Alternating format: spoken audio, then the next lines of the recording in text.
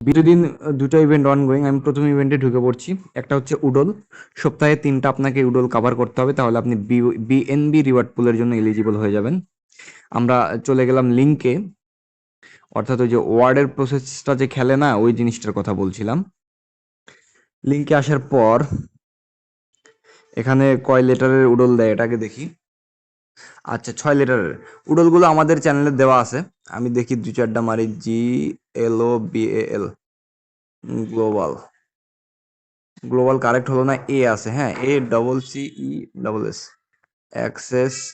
কাজে লেগে গেছে। তার মানে এ হলুদ ঘরে মানে কি, আমার কারেক্ট ওয়ার্ড এ, আর যেগুলো সবুজ ঘর হয়ে যাবে সেগুলো সঠিক জায়গায় বসেছে। ঠিক আছে, আমার উডলের কাজটা শেষ।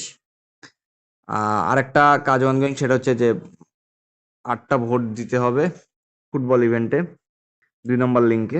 আমি লিঙ্কে ঢুকে পড়ছি। এগুলো ডেইলি কাজ, আপনারা মিস দিবেন না।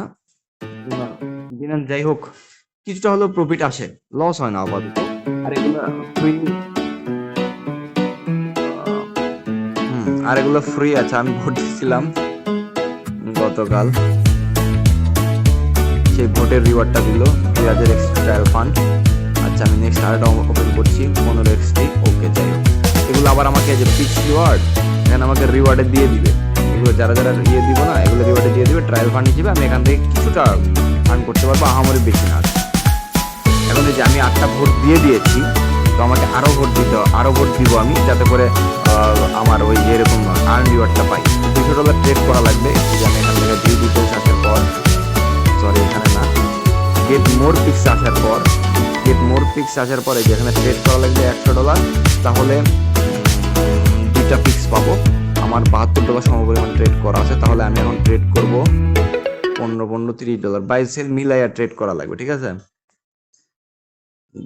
WLD আমি ট্রেড করব WLD তে। আচ্ছা, এখানে 15, আচ্ছা 38 কিনছি। আচ্ছা, আমার ট্রেড হয়েছে। আমি আবার এই লিঙ্কে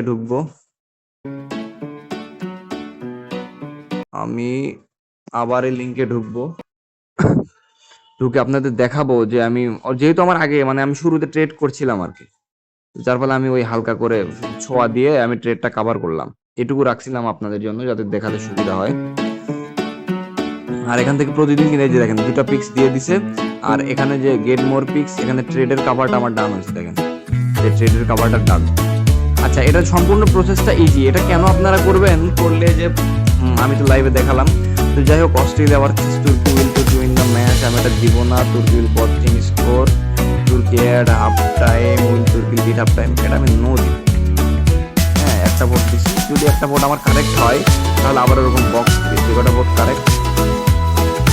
হ্যাঁ, 10টা কম হবে দিয়ে দিলাম। ঠিক আছে, আমি এখন 2টা ভোট দিয়ে দিচ্ছি। ভোট দেওয়া শেষ হলে আমার এই সেম প্রসেস হয়ে গেল রে। আচ্ছা, যে রিওয়ার্ডে আসার পরে এরকম আমাদের ইয়ে দিবে। আর এটা কই দিবে এটাও তো আমি বলেই দিছি। আমি অলরেডি এটা কাজে লাগায় রাখছি। দেখেন, রিওয়ার্ড সাব মাই ভাউচার। এই যে এর আগের দিন যে আমাদের 106 দিছিল, এটা আমি ইনইফেক্টেড লাগায় রাখছি। ভিউয়ে যদি ক্লিক দেই, আমি এই যে আর্নের ভিতরে এই যে সি, মানে আমার 18টা পাইছি কুইজ রিওয়ার্ডের, আর বাকি 100টা এখানে এই যে 18টা কুইজ রিওয়ার্ডের, আর বাকি 100টা আমার ট্রায়াল ফান্ডের ফ্লেক্সিবল। 7 দিন পর আমি এটা আনলক করতে পারবো। তো এই ছিল বিনান্সের ডেইলি কাজ। আপনারা দয়া করে কেউ আপনারা এইসব কাজ মিস দিবেন না। আমরা সর্বোচ্চ চেষ্টা করছি আপনাদের কিছুটা প্রফিট করিয়ে দেওয়ার জন্য। সবাই সাথে থাকবেন, ধন্যবাদ।